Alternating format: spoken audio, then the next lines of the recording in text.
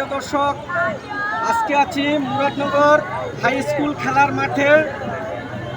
এখানকার পরিবেশটা যদি আপনাদেরকে একটু দেখাই, এই যে দেখতে পাচ্ছেন গেজারে মাটি ফেলাইয়া মাঠটা খুবই সুন্দর করেছে। আগে পানি লেগে থাকতো, এখন পানি লাগে না।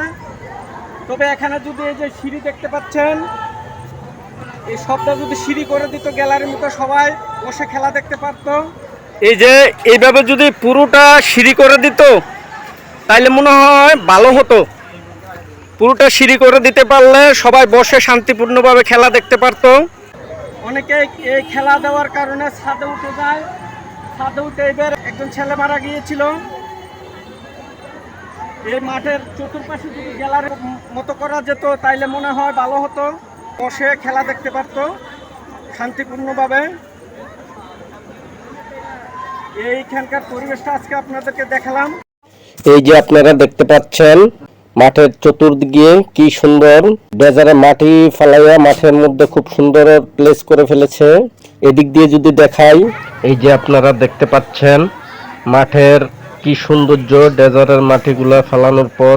সবাই সতর্ক থাকবেন যাতে ছাদে উঠে কেউ খেলা দেখতে না ওঠে। বাচ্চা কাচ্চাদেরকে উঠতে দেখলে সবাই বাধা দিবেন। আজকে এই পর্যন্তই। সবাই ভালো থাকবেন, সুস্থ থাকবেন। আল্লাহ হাফেজ।